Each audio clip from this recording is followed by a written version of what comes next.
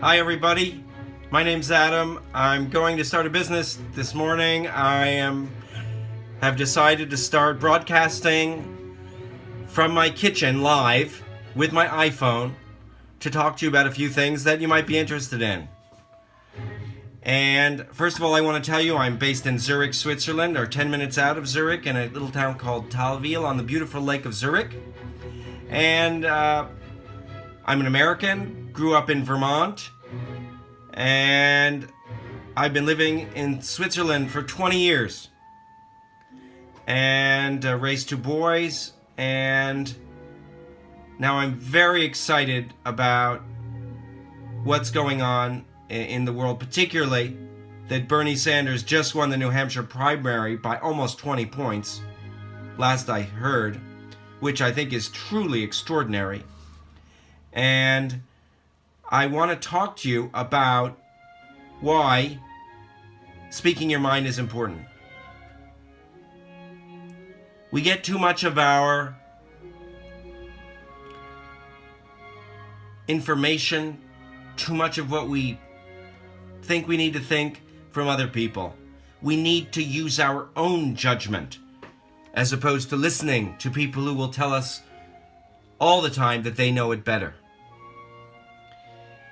Reading books and listening to others and grabbing opinions from others is one thing, but we can learn so much by just looking around us and using our own intuition based on our own life experiences to form ideas. Now, why is this important? It's important because when you do that, you can't help but come away with the idea that it's important that people help each other, and that is way more important than fighting each other. Now, the trouble with our world is that there's too much money to be made from people fighting each other. Or that's at least what some people will tell you.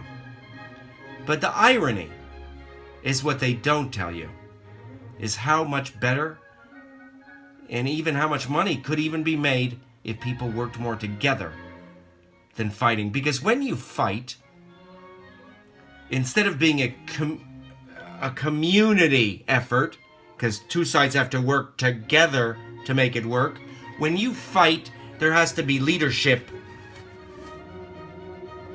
command economy. We need more arms. We need people to direct us. We've got to comment about it. And this leads to a concentration of power and voice.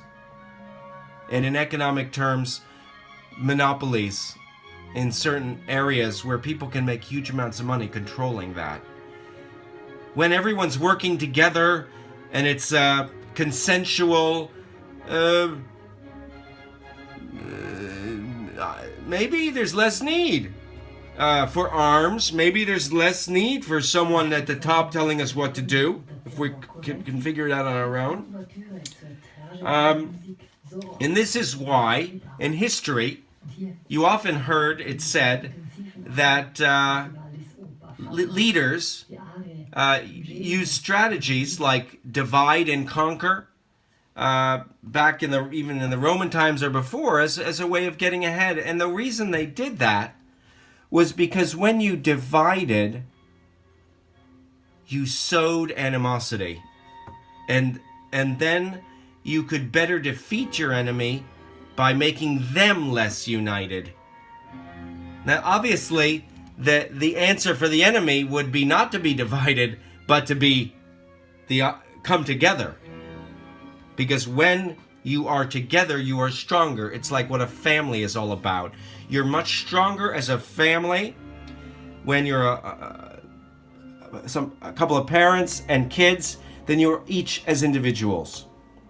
And this lies at the very heart of what our world needs today, are more people not listening to what the outsiders will tell you, but thinking just on their own about what's good for them and what's good for their families. And you'll find that working together, even if it's a neighbor who you don't get along with so well is way better than trying to fight them. And you'll be a lot happier for it too. A lot more proud of yourself.